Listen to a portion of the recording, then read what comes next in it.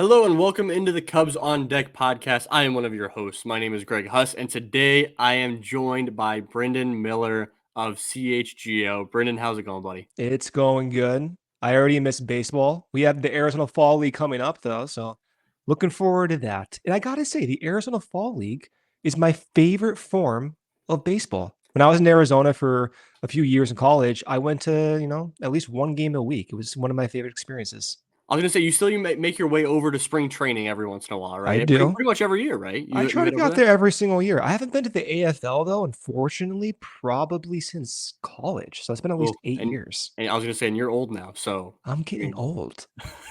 I got to go see my friend Rich one of these falls. heck yes. I know that Rich is down there taking photos at the Arizona Fall League this year, just like he has for the last several years. We are going to be talking about Arizona Fall League today. But I mean, the main reason why you're on, Brendan, is that whenever we get you on the show, there's always a prospect to Major League spin to the episodes when you come on. This is our first episode of the offseason. I guess I buried the lead here a Look little at bit. that. This is the first episode of the offseason. We did our award show a couple weeks ago. We're back to our every other week schedule in the offseason. And I thought it was pretty appropriate to start off the offseason by talking about how prospects can, should, or might not impact the major league team, especially considering the Cubs have a lot of guys up in AAA right now. So I know you've been hitting the point home over the past couple of years about aggressive promotions up to Chicago. So we're going to be spending almost the entire episode today talking about that.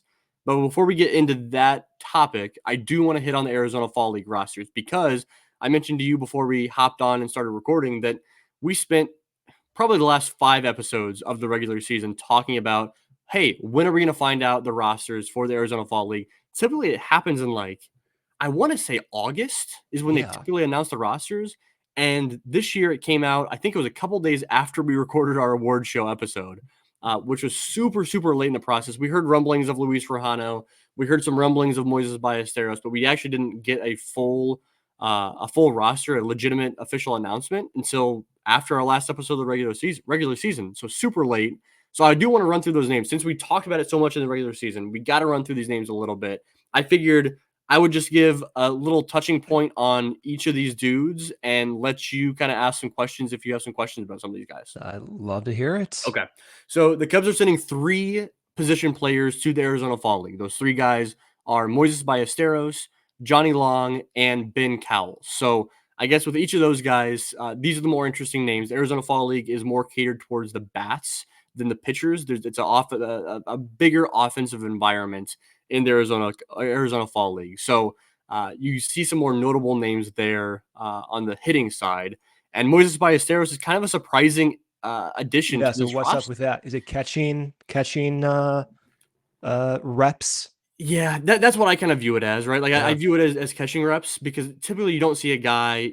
You do see a guy Moises Ballesteros' age and prospect pedigree in the Arizona Fall League, but you don't see a guy Yeah. that's already in AAA and really pushing for a major league It's promotion. kind of what they did with Matt Mervis, right? Yeah, About two it's pretty years ago. similar. Yeah, it's pretty Yeah. similar. I think that with Moises though, my assumption, like you mentioned, is that he's there to get catching reps. So the first game we're recording this on Monday night, the first game for the Mesa Solar Sox, which is the Cubs affiliate. Uh, Moises Ballesteros was batting in the 3 hole, and he was playing catcher. And I expect really every game that he plays, I expect him to be behind the plate. I think the Yeah. Cubs wouldn't send him there if it wasn't to be What does he getting need as to many work catching reps as on possible. specifically? I think blocking. I saw a report recently that I think it was actually Chancellor or Banner might have made a comment to somebody, and it was reported that basically he said that he was really content with the way that Moises Ballesteros has improved his blocking behind the plate. I I'm not as convinced quite yet. I think that the Yeah. the movement back there is not. It doesn't make me jump for joy. I don't think it's as bad as it once was. So I guess he has been making improvements, but it's not quite there yet. I think the arm is really good. I think his arm is solid. But the He blocking and the receives okay. framing, the framing and receiving, I think still probably needs the most amount of work than anything. So that's why I think he's there. The blocking, how did Amaya rate going through the system? Was his blocking always received highly uh, by scouts and you guys watching him? Yeah, I think blocking was probably what he lagged most behind in. Amaya. Amaya, yeah. When he was Because coming. I mean, we've seen the pop time issues like Yeah, well, and percolate that's the at the weird thing bigs. though, because like when he was young in the lower levels of the system, his arm was really good. Then he had Tommy John, and the arm wasn't very good early in the year, but he seemed to Yeah. kind of fix some issues It towards the back half did. of the year, right? I gotta see how it changed because I remember looking at this through July or first few weeks of August. He was in like the lower, It was I think, bad. 10th percentile Yeah. of just like time from pop up to second base. I'm like, oh man. I Like remember seeing him in South Bend and like thinking his arm was like really, really impressive. Like the yeah. transfer and the arm was really good. Yeah. And like for me, like it never stood out that he had problems. Like Yeah, yeah. so It was really blocking because he could also manage a pitching stuff. Like I heard nothing but great things from his pitchers in the minor leagues about how good Miggy was at managing pitching staff. That I yeah. have no idea with Ballesteros. Yeah. I don't have any idea about his. I haven't talked with his pitchers, so I don't know how good he's been at calling a game. But regardless, I think he's in the AFL to get catching reps, and that makes sense. From that perspective, the assignment makes all the sense in the world Yeah. to me. With Ben Cowles, he was the guy acquired in the Mark Leiter Jr. trade with the New York Yankees. He came over immediately, basically didn't play the entire rest of the season because he was hit by a pitch on the hand or wrist Yeah. during his last weekend, essentially with the Yankees. So he didn't play until the very last week of the season. He came up and played a little bit. And so this is just getting Ben Cowles more reps. He was manning shortstop tonight for the AFL for the Mesa Solar Sox. He'll get reps at second, at short, at third, I would imagine. And then Johnny Long is the last hitter. I was a little surprised with him as well. I think that's kind of a thing where it's, hey, go and continue mashing the way you were I mashing mean, during his your time numbers are in Double A. nuts. They're insane, dude. They're insane. 340 batting average. He dropped his strikeout rate from uh 24% and A ball down to 16% with a Yeah. walk rate of 18%. What the hell is going Yeah. on there? Walking more than striking out is outrageous as you climb a I level, mean, especially to a level where it's hard to hit. he's not that old, only 22. I mean, Yeah. his bash score must be around what average or so, above Yeah, average. it's better than average. I think that I'd have to go back and look, but I Because I think mean, it's those top numbers 10 are in the so system. high. That's Yeah, why. And the exactly. age is not that bad. Yeah, and so I think that I'm looking at Johnny Long to go and continue to like, do what he was doing this season in Double A and go do it in Yeah. the AFL, and then turn things around. I think that he's set up well to potentially start off the year next year in Triple A. I think so. Um, that's worth keeping an eye on for sure. Yeah. Exciting stuff. The pitchers that are assigned to the Arizona Fall League right now, there are five names that are currently on the AFL roster. Um, at one point, I saw a report that Aaron Perry was assigned, but he is no longer on the AFL roster as of right now. But the five names now are Grant Kipp, Shane Marshall, Luis Rujano, Sam Thorson, and Vince Riley. So I don't want to dig in nearly as deep on those guys because they're not the prospects that Moises Ballesteros and Johnny Long are, with all You're due gonna have to get respect. Brian on the podcast to talk about those guys in depth. All I got to rely right. on him a little bit to figure out the pitch movement on some of those guys. But Yeah. Grant Kipp is actually Shane Marshall and Luis Rojano are the two guys that stand out the most in terms of real prospect status. Yeah. Shane Marshall was a converted catcher. He caught in he was a backup Jason Adam catcher. 2.0. Yeah, I mean, Shane Marshall was a backup catcher during his time in college. He threw mop-up duty in a game that was getting out of hand for Georgia during his time in college. The Cubs were at that game and drafted him based on that mop-up duty, which is That's amazing, insane. right? That's insane. So he came back. He's still listed on the AFL roster as a catcher because they haven't transferred that over. He pitched Yeah. all year. He was a closer all year for the Myrtle Beach Pelicans and a pretty damn good one at that. He does not look like a catcher. He's a big dude, tall dude. Yeah, he Uh, looks like it. he's exciting. He's exciting. I like him. Luis Rojano is a guy I've been keeping my eye on for a while now.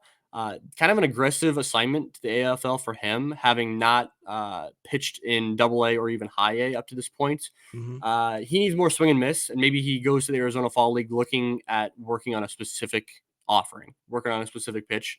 So keep an eye on that because he needs more swing and miss, need that out pitch. But I really like Luis Rojano. I kind of included him towards the back end of some of my prospect list at one point, maybe last year, maybe in 2023. So Yeah. keep an eye on him. And then the third name that I'm kind of keeping a close eye on is Grant Kipp, because I think last episode, the award show, I gave out an award for, it was our Javier Assad award for a guy that's not on a top Look 30 at prospect that. list, but might make an impact in the major leagues one day. And my pick there was Nick Hull as a guy to kind of keep an eye on.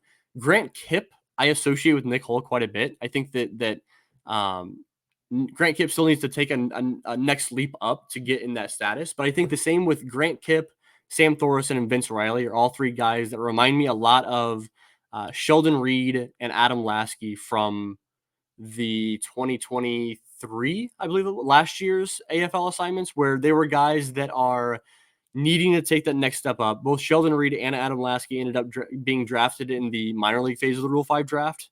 And so they're no longer in the Cubs system. They're in other systems in the minor leagues. But Grant Kipp, Sam Thorson, Vince Riley, all guys to kind of keep an eye out. I'm sure the Cubs are sending them to this league to kind of take that next step and be ready for the upper levels of the minors next year, whether that's double A or triple A. They need to kind of make that leap up and succeed next year. So that's kind of my assumption with their assignments to this league. But the pitching names aren't nearly as notable as Moises Ballesteros, you know? Well, that's kind of how it goes. Those relievers we want to see contribute typically come from a no-name territory. Mm-hmm. So for me, this is what I want to see. I want to see, to your point, when they go to the AFL, are they adding a new pitch? Are they working on something that is going to translate to big league success? Because Corey, I just talked about this. Hector Neris, $9 million. You cannot buy your bullpen. As much as we would love that to be a reality, it's never the case. The best bullpens come from pre-arbitration guys. So we have to find a way to leverage every ounce of talent in this system to achieve that pre-arb bullpen status. And you need to hit on some high leverage relievers from your minor league system that a lot of times come from converted starting pitchers. So the Daniel Palencias and Luke Littles, they need to, and or Ben Browns, like Yeah. those guys need to eventually, one of those guys needs to be a high leverage reliever in Chicago. But there's also got to be guys that are middle relievers and long relievers that just eat innings throughout the year. Yeah. And those guys, you hope that's not coming from a converted starting pitcher top prospect, right? You're hoping that's coming from a guy like Grant Kipp or Shane Marshall or Sam Thorson that you kind of pull out of nowhere. And you're like, hey, look, this is a guy that can eat innings in Chicago for a while. The guy that reminds me, like, this is a little bit different because he was a starting pitcher at some point, but I always point to Michael Rucker, who ate innings for 3 Right. years. He Yeah. ate a ton of innings, and he wasn't a guy that was getting high leverage outs in the eighth inning, but like he logged a lot of innings for a few years there, you know? Yeah. I mean, my first thought was, I don't know if you remember Michael Wirtz back in the day. He Yep. was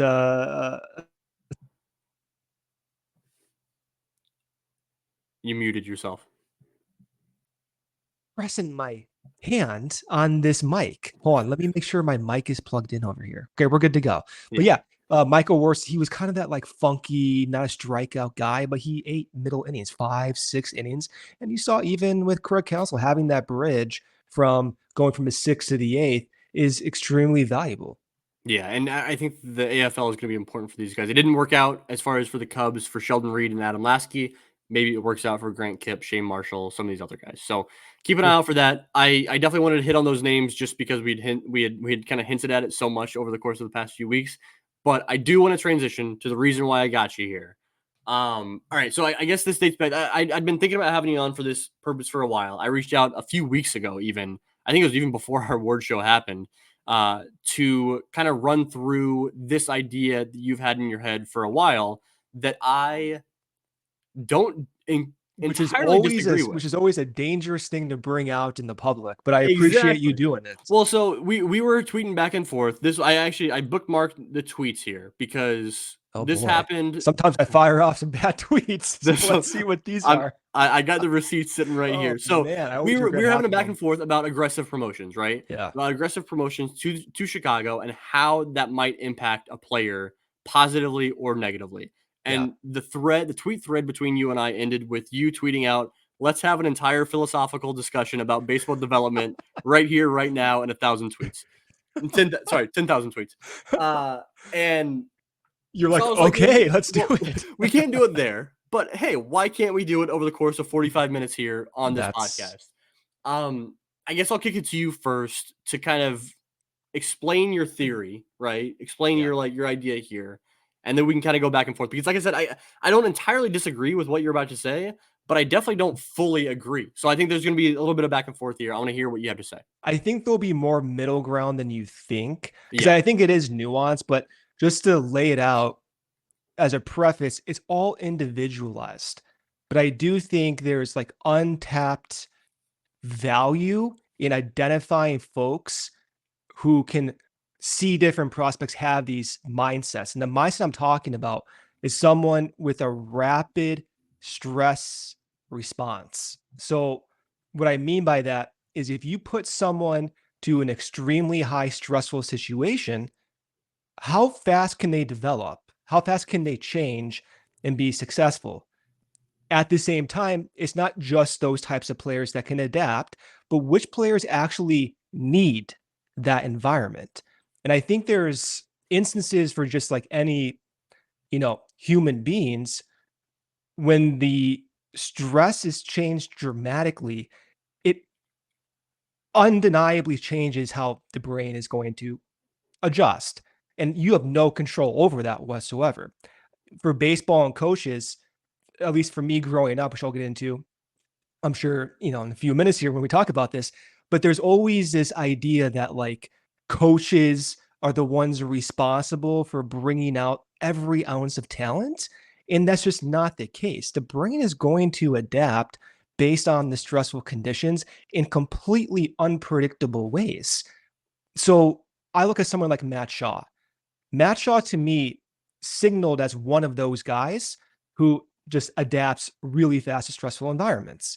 So the reason I think that is because when he was called up, of course, and drafted, flew through double A, right? Really good. So my response was, wow, that's rather unique. Let's see what that looks like when the stress is even higher. And let's try to accelerate the inevitable adjustments he's going to make because he's already shown the capacity to do that. The second example is Pete Crow Armstrong. Pete Crow Armstrong lives on those types of high emotional context. And I do believe there's an argument to be had that if he were to have stayed in AAA longer this year, the development that he showed would have been delayed. And the principal reason for that is simply all like neurological, has nothing to do with intention, coaches, nothing. When your brain is put to those tests, it is going to adapt. It is going to remember the reward, the stimuli, and make those necessary connections to permit a certain motor pattern. And the only way to really lock that in is to make sure the context is primed for that to be locked in. So that's my thinking with this. It's not a cookie cutter or it's not a one size fits all approach. I think it has to be individually tailored, but I would like the Cubs to explore that more than I feel as if they have explored that in the past few years. So you're tossing out neurological impacts on people. So Dr. Miller, I am gonna try to simplify because I think that what you're saying is like absolutely legitimate.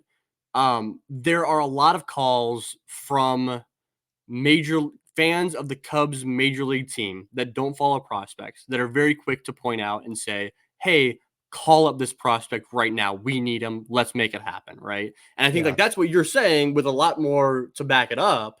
But I think that there is a legitimacy to wanting these prospects to help impact the Chicago Cubs as quickly as possible. And I think that there's reasons why you do that.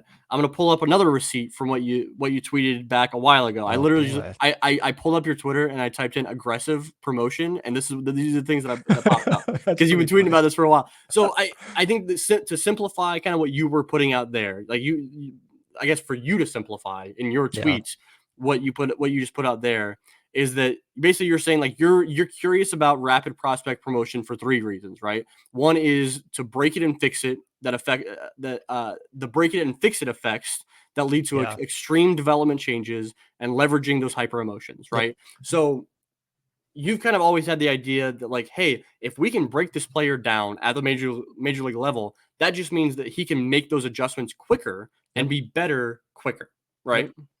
Yep. Exactly. That's one aspect to it. It's break it, yes. Sometimes it doesn't need to be broken either. Sometimes it just changes the motor outputs fast. And Yeah. another example is Porter Hodge. Yeah. I don't know about you. I cannot understand how his walk rate was fixed immediately. I swear to God. I mean, that was the big concern. He comes up to Major League Baseball and legitimately halves his walk rate. And so my thinking is, well, listen, Wrigley Field, 40,000 people, the context, the stress is so high, the brain naturally changes. So I was talking to a coach, pitching coach about this. I'm like, what the hell is going on here? How all of a sudden can someone just lock it in? And the response was, well, some guys can just do it. Right. Yeah. So in that particular tweet, I am talking about break it and fix it fast. But at the same time, I'm also talking about instances where it's not broken per se. It just speeds up the development or unlocks something that otherwise would not have been unlocked. So you kind of hinted at it already, but can we, I mean, between Hodge and PCA, but can we start off with a little bit of history on the Cubs um, promoting aggressively or not promoting aggressively some prospects that they have in their minor leagues? Because I think the first place for me to start mentally is that like the Cubs have shown the ability to be very quick with their promotions in the minor leagues, right?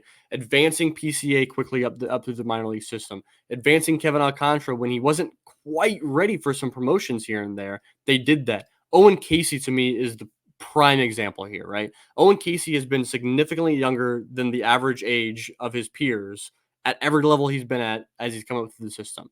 He was in Myrtle Beach, and then he spent a very short amount of time in Myrtle Beach in 2021. I'm trying to go back. This is 2024. He's been in AAA in 2021. Yeah. So, which led to him in 2022 being aggressively promoted to start off the year in South Bend. He spent the entire year there. He performed well, but then got an aggressive promotion to start off 2023 in AA. And he's just been aggressive with his minor league promotions his entire career up to this point. And then he spent the entire year this year in AAA. And I think the assumption was, hey, the Cubs did not aggressively promote Owen Caissie from AAA to the majors.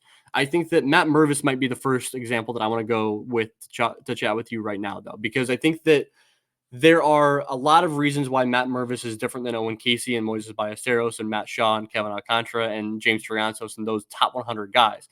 Matt Mervis was never a top 100 guy. Matt Mervis was really borderline top 10 prospect in the system for me in the Cubs system at the time when he was a younger prospect.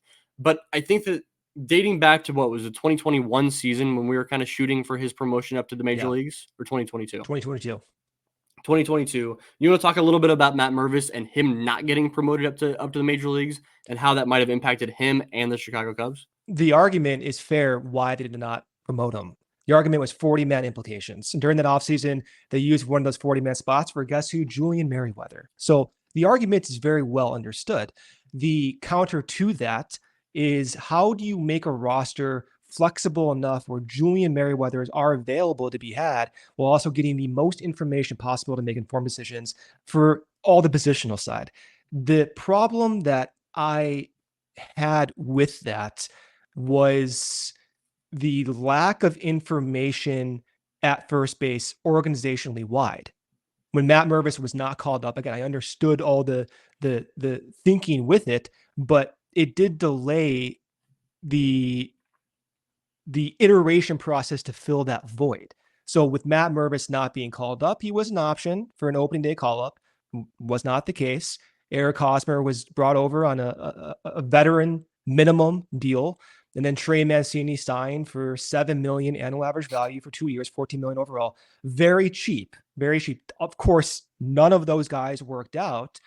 But in the back of my mind, the question was if the Cubs had the information at hand, how severe the adjustments would be for Matt Mervis. Would they go ahead and proceed with signing Mancini and having Eric Hosmer as that backup? Or if they had that knowledge that Mervis would struggle so mightily, does that change how they project first base value? And then does that change how they approach other trade candidates for their farm system, how they build the roster? Ultimately, where that comes down for me is fixing that first base void was a lost cause in the year 2023. They may have gotten it right in 2024 with Bush, and maybe Bellinger opts back in, but it was a lost cause in 2023. In my mind, it was wasted resources. Now, again, the 40-man spot was given to someone like Julian Merriweather, and that was a net positive, but it doesn't mean that the system and the thinking doesn't need refinement, because in one sense, you did get your bullpen strength, but at what cost? How do you get both? And the teams that are above the Cubs right now, they do that. Milwaukee hits on these margins, and the Cubs, the Matt Mervis example, to me, is representative of just a lack of refinement relative to their division rivals. So let's talk Pete Crow Armstrong, because I think that Pete is I think if you're talking about aggressive promotions to the major leagues, you can hold Pete Crow Armstrong up and say, this is why, right? Like, this is Yeah, why he's a poster you do child. this, right? Yeah. Yeah. So, like, can you explain, like, how that worked for him being promoted? Right now, this time last year, Cubs fans everywhere were talking about how Pete Crow Armstrong, why can't he hit? Is he a bust? Oh, And that was the we're call. That was and everything. and we were and on this podcast on Cubs on Deck, we were saying, hey, everybody relax. Yeah, you gotta chill. But can you talk about why that experience last year, towards the end of the 2023 season, was important for Pete going into this year, and what we saw from him in the second half of this year? First off, Pete's personality type is unique. He's one of those psycho guys who he's super confident. You can tell things don't affect him that much. Matt Mhm. Mervis, I was listening to Ron Coomer on the broadcast, basically say that Mervis looks like he's, I don't want to use the word scared because that's not what Ron said, but didn't look comfortable, right? Pete looks comfortable in those situations, even when he's failing. When he was called up, it was bad. He was whiffing on upper tier strike fastballs at a rate that was worrisome, even in that 15-20 plate appearance a sample. That then, if you look at what followed, were significant changes mechanically, where he became more rigid in his batting stance. He started 2024 with that more rigidity, and then also didn't really get the results he wanted, even though it was slightly better. Makes another change. And then all of a sudden, the contact rate goes up. The contact rate is always something I look at just because to me it represents adjustments, especially at those AAA levels to the major leagues. He was whiffing at a making contact at a 74% rate in AAA This year. this year. So my thinking is, oh crap, this is not good because he doesn't have the power profile to go with this. He's not ready yet. Gets called up. Contact rate 75%. I'm thinking, what the hell is going on? And then he gets demoted for that 10-day stretch. I'm pissed because to me, that's signaling he was adjusting. I'm like, what are you guys doing? He's making these adjustments. You can see it. Of course, they rectify that. He gets called back up after 10 days, struggles. And so the contact rate plummets again. I'm thinking, man, I thought the adjustment was there, but that followed another adjustment, a leg kick, a slight change in his wrist angle, if you want to call it that. Contact rate well above league average, north of 80% in the tier that you see even someone like Nick Madrigal. Okay. Not to compare the two, God forbid. Can't believe I just Oh, did that. you did. Yeah, you did that. That was you. That was unprompted. That was entirely you. but is it's the a 3-tier process. The first tier was getting blitzed by September Major League pitching in 2023. That preceded adjustments that had some effects that led to a 75% contract rate. Ultimately, wasn't enough. He got his May cup of coffee, something unlocked there. Contact rate went up, bigger than AAA. Demoted, came back up, exposed again.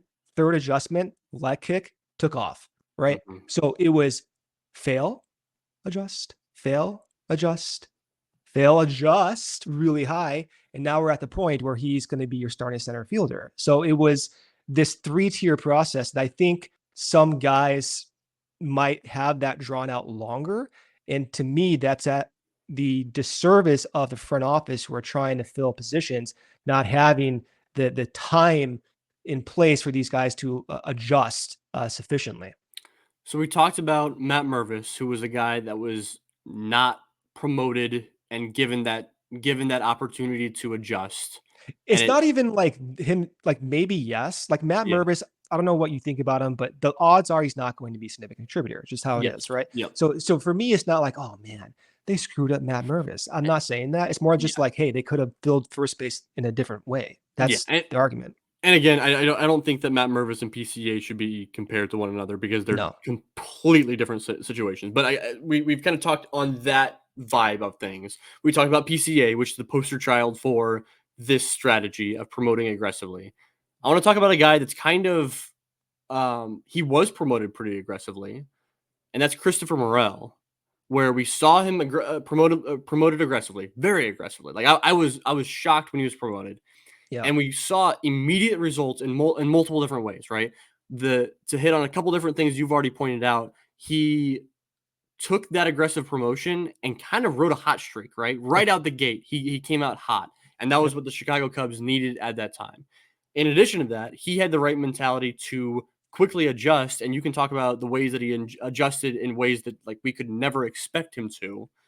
But the thing with Christopher Morel, and the thing that like I'm gonna push back on this strategy because we've seen it with multiple different players, but he then hit a lull later, right? In the next year, in the year after that, and now he's kind of plateaued at like where he's at now, and I'm worried about obviously no longer with the Cubs, so we're not focused on him what he's doing with the Chicago Cubs, but like who he is as a player. Is it because he was promoted too quickly? You want to talk a little bit about Morel and the adjustments that he made immediately following that promotion, I guess. And then we'll get into the other stuff. 2022 comes up, plate approach, the discipline, the chase rate was spectacular. He was chasing at a rate around like Dexter Fowler used to show when he was a leadoff guy. So that was surprising to me. Mm-hmm. And David Ross recognized this. He was a leadoff guy for multiple games in 2022. 2023 rolls around, principally a DH. The strikeout rate spiked, contact rate plummeted. He was whiffing at a Javi Baez-esque rates towards the middle part of 2023, contact rate sub 60%. And so at that point, I was like you, I'm sure many times, was concerned that Morel was not capable of being a contributor every single day. And he wasn't for that time.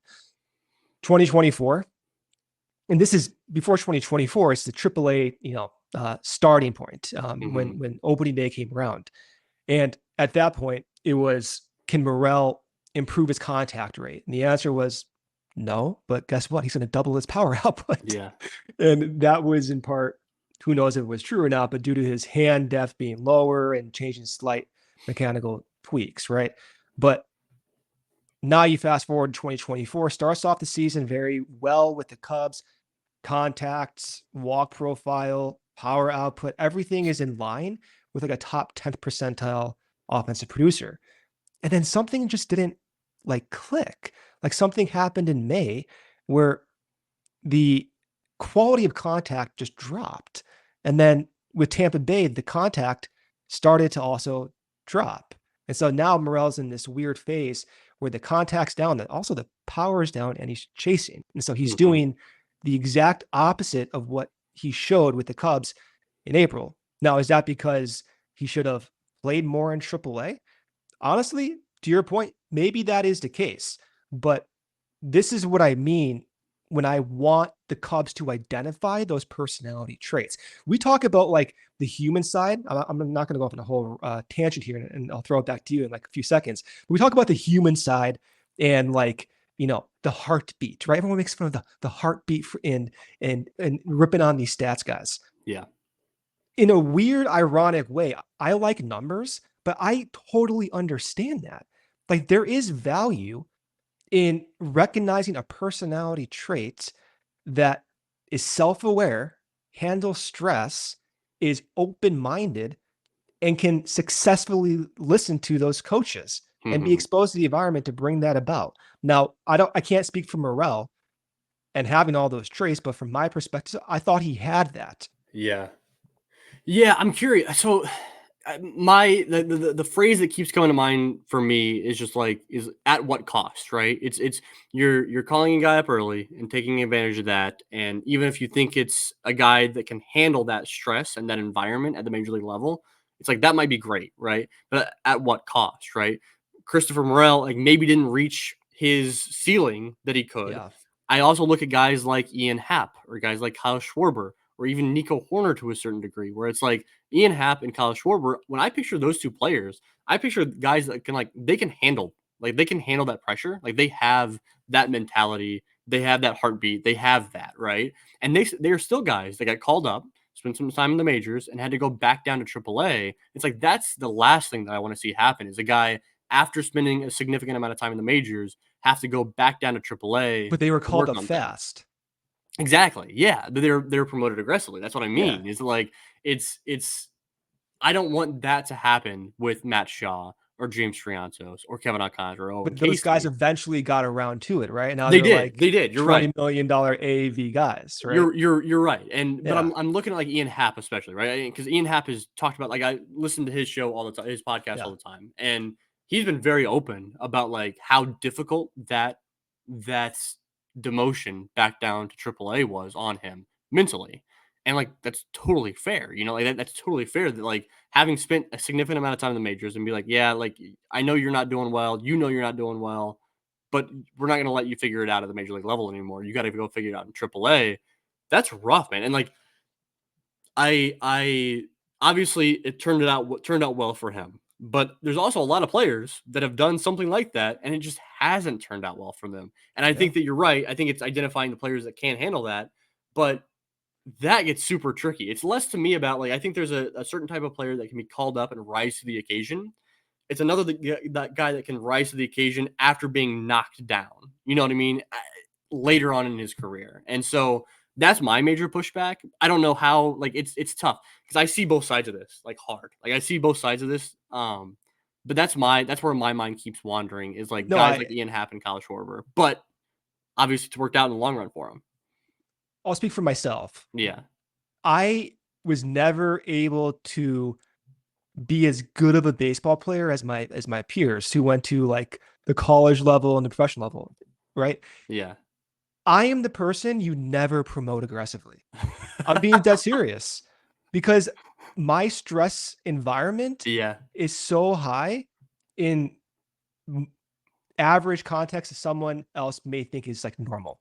So Mm-hmm. like for me, let's say I'm a minor leaguer, my stress at A ball is going to be no different than at AAA.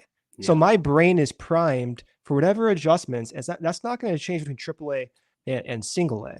Yeah. At the same time, because my brain is so messed up, I'm probably never going to make it because I don't handle, I'm being serious. I Yeah. don't No, handle I get you.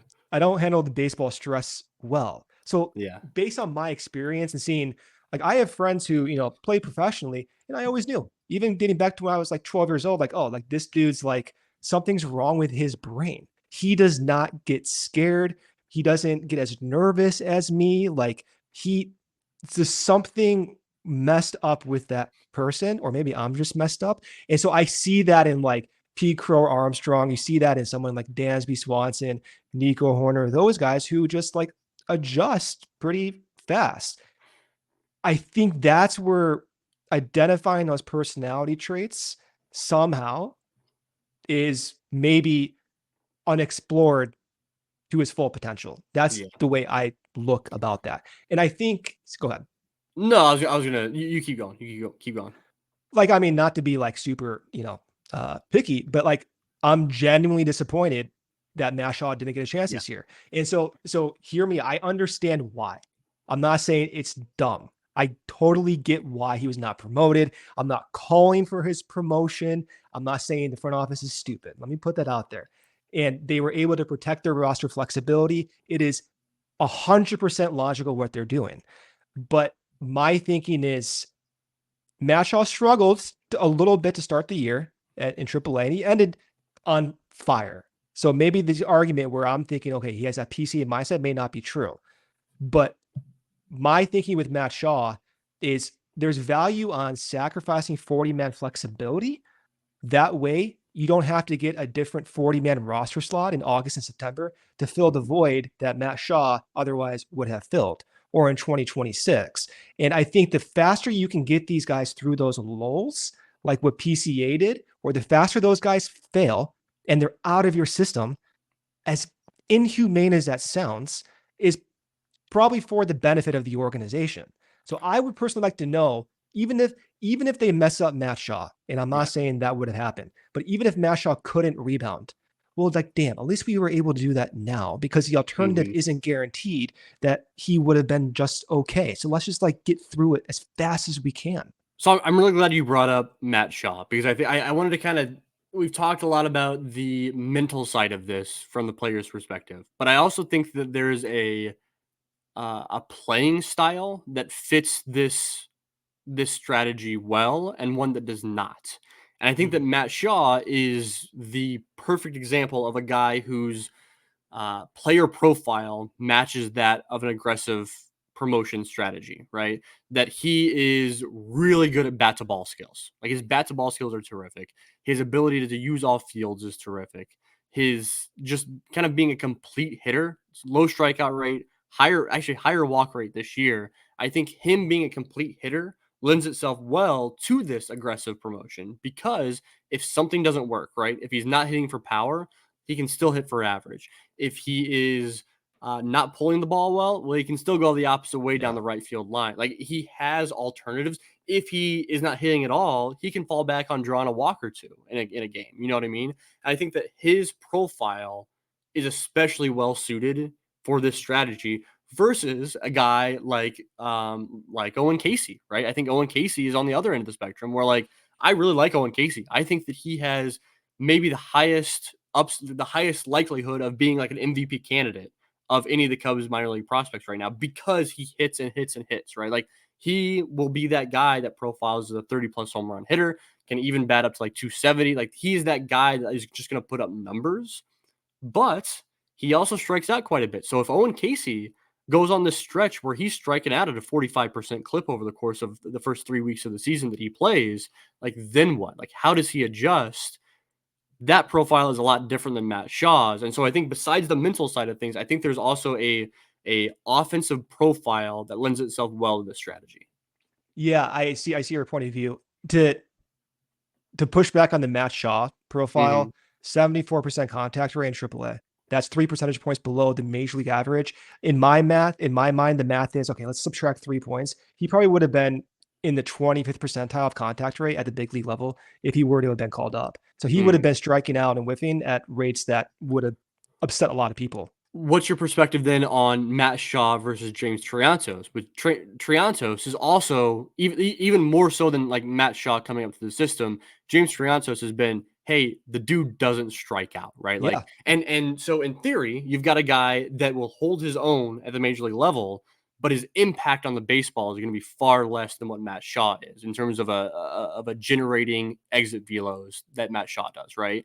And so how do you balance Matt Shaw, who traditionally, coming up like from high A to double A, has been a high contact guy, right, and showing off some pop, versus Matt Shaw, who has been a really high contact guy and showing off a lot less pop? How do you balance those two in getting this aggressive promotion? I want to get Matt Shaw to a 77% contact rate. So hear me on this. Yeah. I think if he were to be called up on opening day, he would be far below that. So he's going to have to go through these adjustment phases. And I don't even think you can confidently say at the start, it's very different than saying he can get there. But at the start, I don't think you can rely on Shaw to be a significant contributor on opening day. And so that's slightly disappointing yet understandable. But for me, it's okay, let's get him up. Let's have him whiff at a 30% rate. Let's let him fix it, because to your point, and I see it too, he's not a strikeout guy. He doesn't look like a strikeout guy. So let's get him to the point where he achieves his true self. James Triantos, I kind of look at it the exact same way. I see your point. Like, James Triantos gets called up. He may not be as exposed to whiffing, But at the same time, he has not seen consistent 98-mile-per-hour heat Hmm. across the zone and 14-inch sweepers across the zone. So there's going to be an adjustment period for him too. And then in addition, right now the league is so unpredictable because pitchers are evolving faster, maybe not so much recently, but over the past 2-3 years, faster than hitters. Hmm. So now your history, your precedence in making these decisions is biased towards a baseball environment that no longer exists. So now there's this art form to it where it goes back to the personality trait I'm talking about. And if I have to pick one lane and apply like, an overall general philosophy, again, it's inhumane, but I'd rather see these guys fail as fast as possible and let them even go on with their lives. Maybe it is humane in that case. You look at Bryce Wyndham, for example, right? Bryce is awesome. He's going to do his high school thing, right? He never got an opportunity. You don't even know if he would have got an opportunity 3-4 years ago, if he would have unlocked something. And and he rightfully so wanted to move on, right? But Hmm. from the Cubs' perspective, it was too slow for him. And Yeah. so that's what I mean. It's like, let's give these guys as many opportunities as fast as possible. And when it does break, when they do go through those lulls, someone like, me, if I were striking out that much, have the infrastructure in place to minimize the damage, the mental damage. So I think we've talked from the mindset of hitters a lot here. And I know you mentioned Porter Hodge earlier, but I'm curious on how your thinking may differ when thinking about pitchers in this strategy than hitters, because my mindset with pitchers right out the gate is like You're more aggressive with pitchers, aren't you? I'm way more aggressive with I know pitchers you've always been aggressive. because I mean my thinking with it's pretty simple with pitchers for me. There's a limited number of bullets that these guys get. Yeah. The injuries are going to happen if a pitcher is one of the 13 most talented pitchers in the organization, he should be in Chicago. That's how it should be. That's how it was with Porter Hodge. Porter Hodge is one of the 13 most talented pitchers in the organization. Sure, he had an ERA, over 6 in AAA? Is that what it was? Sure, Something he like was that. walking everybody, but he was very clearly one of the 13 most talented pitchers in the organization. Get him to Chicago, see what happens. I didn't expect that to happen. I didn't expect him to as of today, he's probably the team's closer going. I mean, I'm sure the free agents are going to happen this offseason. Things are going to change. But like as the roster sits right now, Porter Hodges is the closer going into the Yeah. Chicago Cubs 2025 season. Did not expect that. But I guess that's my point. Is like Cade Horton got injured this year, right? I wouldn't have been entirely opposed to him starting off the year this past year in Chicago.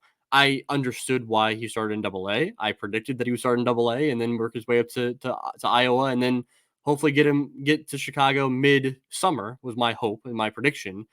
But he got hurt, right? Take advantage, use these guys to your advantage as a team, and let them show off their skills at the major league level before they get injured down in the minor leagues. It doesn't do any good if a guy's injured in the minor leagues. It doesn't do any good for him. It doesn't do any good for the Chicago Cubs. Get them up to Chicago where they can showcase their skills. So I guess I'm just more aggressive with pitchers. The Caleb Killian situation comes to mind when we talk about this. You've seen Caleb maybe more than I have, just bulk at AAA and everything, but he was one of the, former Cubs top pitching prospects.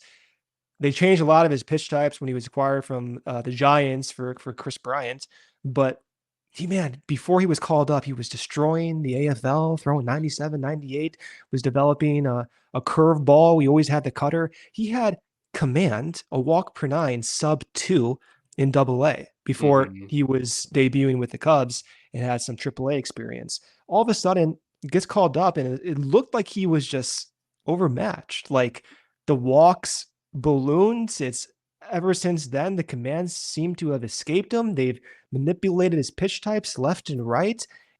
And I think that's one of there's two ways to interpret it. One is maybe they weren't right to promote him that fast and they should have adjusted with him when he was in the system longer before promoting him, which backs to your point.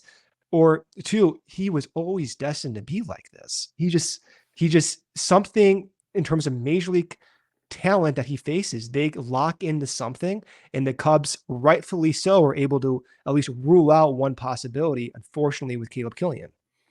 Yeah.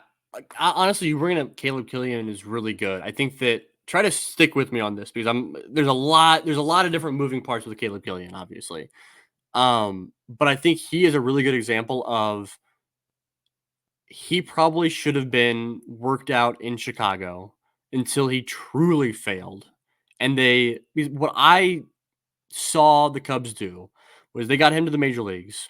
He didn't perform well, and he got sent back down to AAA. And he kind of just did a lot of the same things he was doing in the major leagues in terms of the pitches that he was using and the way he was attacking hitters and things like that. Instead, what I want to see with a guy with Caleb Killian or a guy like Caleb Killian is, hey, what he has in terms of his pitch mix, in terms of the way he throws, and all this good stuff is not good enough to get out major league hitters. So I don't want to see a guy do that and then get sent back down to the minors and continue to work through and try to get a little bit better at each of these things. I want to identify a new way for that pitcher to get outs in the minor leagues. Send him back down to AAA, find a new pitch specifically, do something brand new that's really out of the ordinary, and then call him back up to the major leagues and say, all right, does this work now? And if it doesn't work now, then you But you're send him back speaking down. my language. And I want to do the same thing for the hitters. but I think I see that's the thing is like I view that differently for I view it to me it's clear as day with pitchers because it's like, hey, you can just go throw a new pitch. I mean, I know it's Yeah. not that easy. Like I understand it's not that easy, but like, hey, this fastball slider mix for you is not working. All right, let's go sinker splitter. Whatever it is. That doesn't work. But like my point is that just go identify a new pitch, throw it a different way, figure something else out. It's not that easy with hitters though, right? Like it's That's my point though. Because like we're assuming that we have control over this. Like I'm I being do. I have serious. control over it. We're assuming that if you just change your grip and work through the, TrackMan data and everything, we're gonna figure it out. But the Mm-hmm. brain is so manipulative. And so when Mm-hmm. you're exposed to that environment at triple and at the big leagues and then go back down to AAA, well, then that environment changes too. Yeah. And so your connections, your motor output, everything is out of your control. So what defines that is your underlying stress response. And so for P. Crow Armstrong's case, he goes back down to AAA in May and then gets called back up and even excels more towards the back end of August, right? So Mm-hmm. I don't think it's as simple as, okay, you go up and you find out what's broken. Yes, I have said that's what I want them to do, but also too, I think naturally, the body's going to adapt in ways that coaching will never identify or coaching has zero influence over. It is just the person's biology and that is it. And the faster, the best thing that these environments can do is to bring that out of these players. And if it doesn't come out of those players, then I'm inclined to believe, based on my own experience, that it's never going to happen. As weird as that might sound. Can we get a little bit more concrete with some specific names going into the 2025 season? Because I know that In I terms of why hinted want to get called up? yeah, or so I know I hinted at the top here. We're talking about all these different guys that are in AAA right now. We've talked about them: Moises Ballesteros, Owen Caissie, James Triantos, Kevin Alcantara, Matt Shaw are the big guys as far as hitters in AAA. And Cade Horton is another guy that's going to be in AAA, but he's kind of we'll put him to the side for now, right? Talking about the five guys that are top 100 prospects, all hitters in Iowa, likely to start off the 2025 campaign, right? And as we're talking about aggressive promotions with these guys, I'm looking at a major league roster heading into 2025. We don't know what's going to happen with the trades this offseason, Jam right? packed. But it's jam packed, right? So like, Jam packed. how do you incorporate those five players that are either ready right now or will be ready by likely mid-season next year? No matter how you define ready, like they're going to Yeah. be ready, but you don't have any room on the major league roster because I'm not saying they're blocked. I'm not saying that, right? You have a roster full of above average hitters. You have Ian Happ and Seiya Suzuki, and you have Dansby Swanson and Nico Horner and Isak Paredes and Michael Bush, a bunch of above average hitters. And my problem with that is I've really tried to hit home this point on the show and on Twitter and all that good stuff, is that you can't expect these five prospects in Iowa to come up and immediately have the impact that those current Yeah. major league players have. You can't expect those guys to come up and be a 115 WRC plus guy over the course of a season. It's It's just not not going to going to happen. happen. It's not. Now, Owen, Caissie, and Kevin Alcantara and Matt Shaw, maybe they could be 125, 130 WRC. They could be ultimately better hitters than Ian Happ or Nico Horner or Dansby Swanson. Insert your player on the major league roster right now, but they're not going to be that in 2025. And you're expecting the 2025 Chicago Cubs to be successful and make the playoffs like that season. And so how do you balance?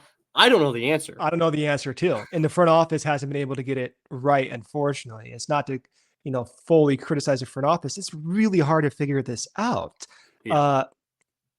Ideally, to go back to 2024, $28 million on Bellinger, Mm-hmm. totally understand it, Yeah. totally supported it, wanted it. But in reality, it didn't quite manifest the way they wanted, but they were right to some degree because Pete Crow Armstrong was almost a 3-win player. But Yeah. could you have imagined if the 28 million was spent elsewhere Yeah. and that 28 million led to 5 WAR? Yeah. Well, then all of a sudden you have Pete Crow Armstrong emerging and your pillow, your safety net through your 28 million that was supposed to offset PCA's risk also developed. So, Yeah. they haven't been able to get those major league signings right. I don't know the answer to that. My intuition is they're going to have to make significant trades, both from the major league roster and from the AAA guys. Yeah. It's just not possible to go through every single person's optimal adjustment phase. It's not possible. So how they end up going about doing that, I'm honestly not sure. The bright side is that you can get Matt Shaw a full season's worth of at bats in Chicago next year, regardless of him having a home position or not. Right? Yeah. He can handle being that utility guy where he fills in at third, he fills in at second, he fills in quarter outfield if you need to, or he mans second base every time he plays, and Nico Horner gets shifted over to short and give Dansby an off day, or Eastside, or whatever it might be. Right? Matt Shaw will get a full season's worth of at bats if he starts the season in Chicago. He probably won't, but like he will get a full season's worth of at bats. The downside is you still got 4 other players.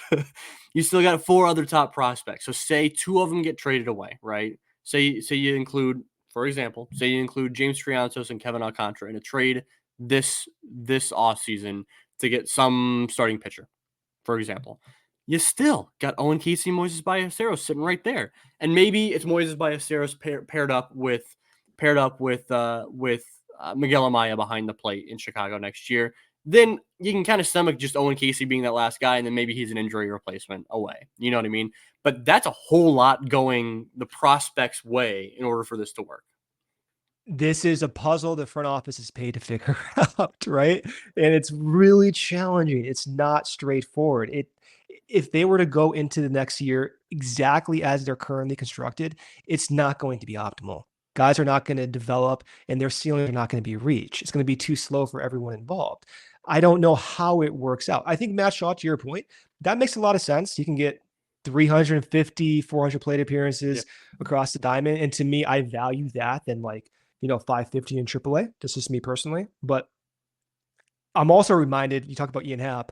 Ian Happ on his podcast said the center field, the movement across the infield, he said kind of affected him. And when he Yeah, was able to go to left field and have that consistency, then he took off. So again, it yeah, goes back to the individual personality traits. Like if Matt Shaw is going to be super stressed, it's going to detract away from his growth as a hitter, then is that the best way to proceed with Matt Shaw? I'm unsure. Maybe he can't handle it, but the coaches have to have that type of cohesiveness with the analytic nerds hmm and the front office executives. And yeah. that's where the best front offices organizations work when everyone's ticking like that.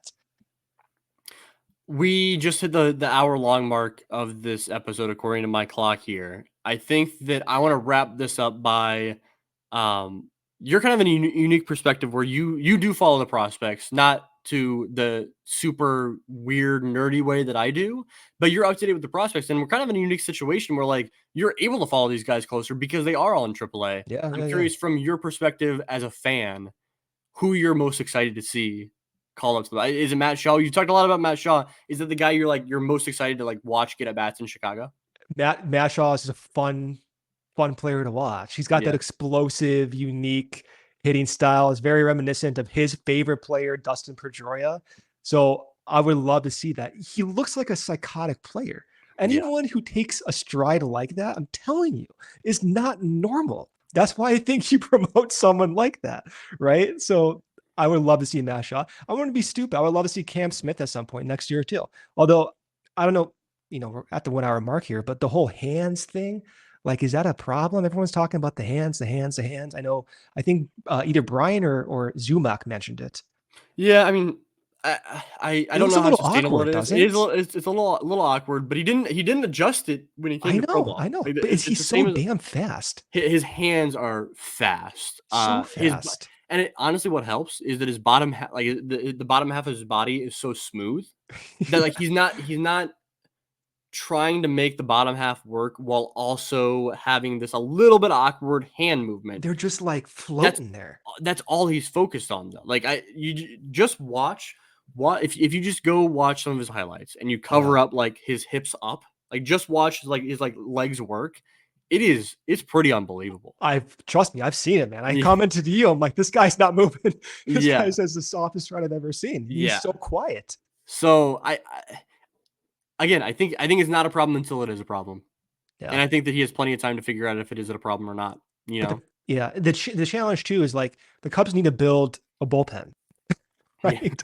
So they have to have the 40-man flexible.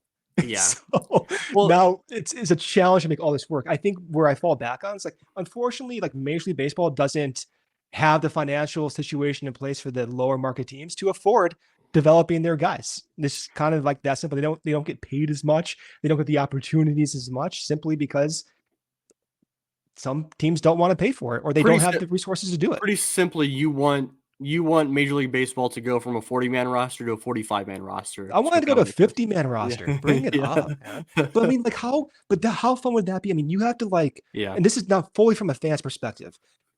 You see Cam Smith get drafted, Matt Shaw get drafted. As a fan, you're not seeing it for 2 more years. They just kind of go away in the background. The draft has been better, but it's relatively boring compared to the NBA and NFL draft. Yeah. It's just not good to delay talent Mhm. because of financial situations. I believe that. Yeah, I think that I think any way you can start getting your top prospects up and your top draft picks up to the major leagues faster, I'm all for that idea. And yeah, I mean, you can go on to many, many different players that have not panned out in terms of their major league careers that probably should have been called up to the major leagues that Yeah. weren't because of 40-man implications. Matt Mervis is the guy we talked about early on. Ben Leeper is another name that comes to mind pretty quickly. He was not Rule 5 eligible the offseason where he was absolutely killing it during that season. He was not added to the 40-man roster and pulled it to the majors, even though he probably deserved it because he was really, really good that year. Ended up not getting called up and went down with Tommy John. And now we're sitting here just hoping that he can make his way back in terms of to AAA and maybe the majors. But there's a lot of examples of guys that it just didn't work out, and it probably could have worked out. They could have made their major league debut had the 40-man roster implications not been a problem. Yeah, I don't know what the solution to that is other than just expanding it, but it has to come from owners agreeing with the players union, right? And so that's likely never going to be fixed. So we'll Well, be talking about 40-man for the next 10 years at least. we tried to address some things that couldn't be included in a whole bunch of tweets. We tried to address that on the show, This is like a 10-hour situation or a ta- conversation. talking about relationships between the players union and MLB and adding roster spots. That is not a Yeah. conversation that can even be had on this podcast, believe it or not. But Brendan, I appreciate you coming on the show as always. You want to go ahead and plug yourself? Yeah, Corey Freeman and I do a show right now every Friday on CHGO Cubs podcast. The rest of the guys have shows Monday through Thursday. Cody Del Mendo, Luke Stuckmeyer, Ryan Herrera, Jared Willis every now and then. It's been fun. So we're entering what is this, our third off season with them. So yeah, I just finished my 10th year podcasting. So Wow. yeah, a lot of podcasting. Yeah, we were talking before we hopped on. This is, I believe, my 200th episode of Between This and Growing Cubs, my 200th episode that I've hosted. You're at 10 years hosting. Yeah, we're old. We're officially old. We're weathered vets. If I were to meet you for the first time, I say, yeah, I've been podcasting for 10 years. Would you think I'm like crazy a little bit? Yeah. Kind of like, yeah. Yeah, that's a good point. Yeah, if you don't put that on a dating profile, I guess, is that you've been podcasting for 10 years. Listen, anyone I meet, I'm like, oh, don't look my name up on Google, please. Don't look me up on Google because that's the only thing that comes up. It's just like baseball. I'm like working with clients, and dude, it's a problem. Yeah. It's a legitimate problem. I had to I'm like thinking to myself, do I need to take my like photos off Twitter and everything? I know. Like I'm glad that I'm glad that you guys listening out there check out the podcast. It makes for interesting conversations at my day job. That's for damn sure. Do they know about your blue mooning over here? Some of them do. Some of them do know. Some of them don't. I don't outwardly just go out and like, hey, I'm Greg Huss. I do a podcast about Cubs minor league prospects because that would be bizarre. With all due respect to you guys listening, I think I went through 6 or 7 straight years of doing podcasts twice a week. No one ever knew in my workplace. Not one person for 6-7 straight years. Yeah. How I mean, I guess if you don't tell them, I guess, and they never Google like came across you somehow. They never came across me. Yeah. That's pretty impressive. That's actually really impressive. It's funny though, because like every now and then, because I have family in Chicago, cousins around my age, and they're first like, oh, you know Brendan? It's like, yes, my cousin. It's like, oh, like this happened last week. And my cousin's first like, oh, he's like the biggest like graph nerd possible. Oh no. I'm like, oh geez.